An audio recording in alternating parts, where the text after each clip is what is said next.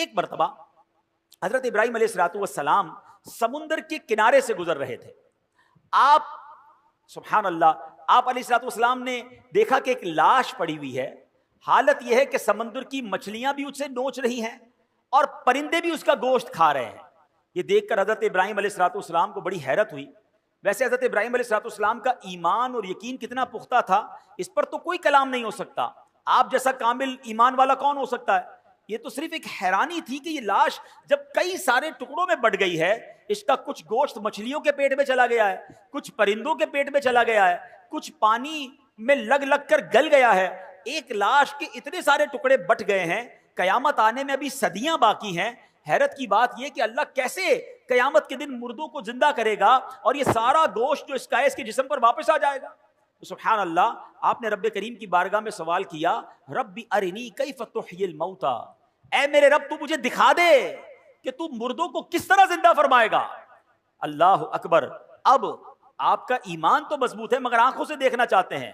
اس پر کوئی اعتراض کر سکتا تھا کہ شاید حضرت ابراہیم کو کوئی شک تھا, لہذا اللہ پاک نے حضرت ابراہیم علیہ الصلوۃ والسلام کی زبانی ہی جواب دلوایا. ارشاد ہوا اولم تؤمن, کیا تجھے یقین نہیں؟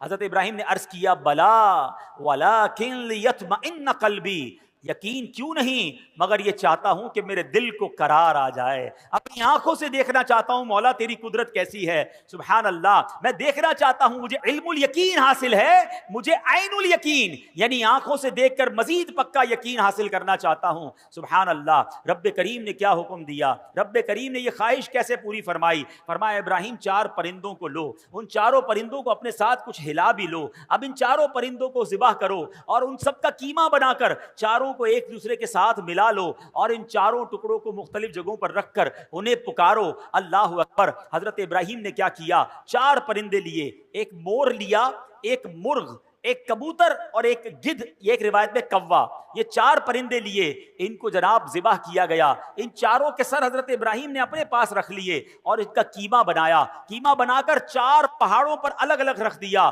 کتنا مکسچر ہو چکا ہے. اور اب حضرت ابراہیم پکارتے ہیں, اے کبوتر, اے مور, یا ایتھا الحمامہ, یا ایھا الدیک. آپ نے اپنی آنکھوں سے دیکھا کہ وہ قیمے کے اجزاء اڑنے لگے اور سارے پرندے دوبارہ بن گئے. سر نہیں ہے مگر دوڑتے ہوئے آئے اور حضرت ابراہیم کے پاس جو سر رکھے ہوئے تھے اپنے اپنے سر کو گویا اپنے سر میں لگایا, اپنی گردن میں لگایا اور وہ دانہ چگنے لگے, پھر سے زندہ ہو گئے. اللہ اکبر. اللہ کریم نے حضرت ابراہیم کے سامنے اپنی قدرت کا کیا شاندار نظارہ دکھایا. یہ واقعہ قرآن میں موجود ہے.